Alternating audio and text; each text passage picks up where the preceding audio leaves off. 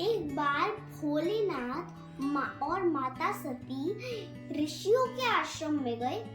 भोलेनाथ को देखकर सारे ऋषि खड़े हो गए और ऋषियों ने भोलेनाथ को प्रणाम किया।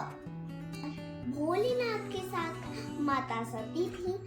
सती जी दक्षनाथ की बेटी थी और वो सारे देवों में से सबसे बड़े थे।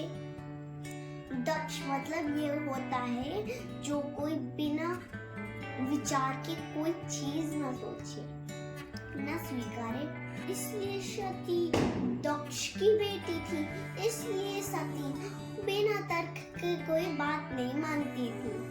अब जैसे ही ऋषियों ने भोलेनाथ को प्रणाम किया, वैसे ही सती चौंक गई।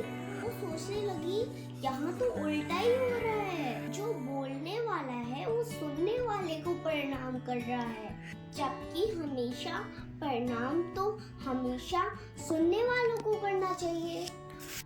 लेकिन यहाँ पर तो उल्टा हो रहा है। ये क्या कथा सुनाएंगे? नमस्कार, मैं हूँ ईशानी और आप देख रहे हैं बर्फी टीवी। ये है मेरा शो द ईशानी शो। आज मैं आपको कथा सुना रही हूँ रामचरितमानस की।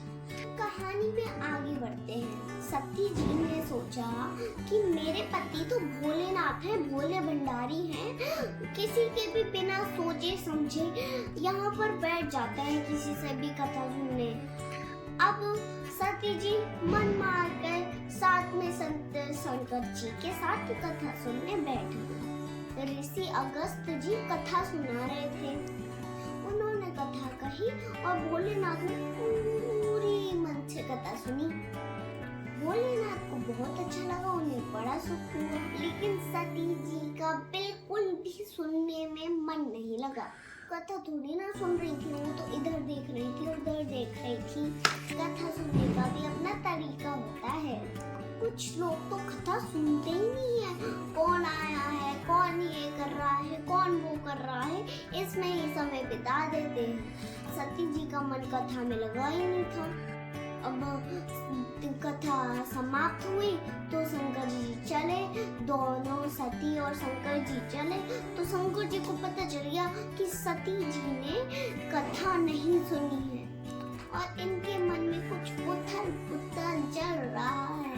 अभी शंकर जी ने चलते चलते देखा कि सीता जी की याद में शंकर जी विलाप कर रहे हैं।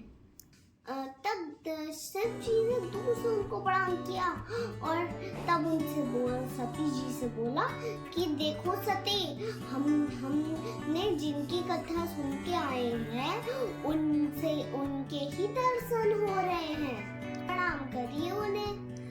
स्वयं ये राम है, इनको प्रणाम कर लो। अरे भैया, ये कैसे राम हो सकते हैं?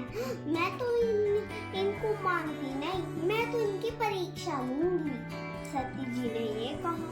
सती जी ने कहा, ये तो अपनी के याद में रो रहे, चिल्ला रहे हैं। देखिए, लगातार सती जी गलती करती गई। पहली गलती, कथा नहीं सुनकर संतों की प्रतिष्ठा का अपमान किया, पति के फैसले को नहीं माना।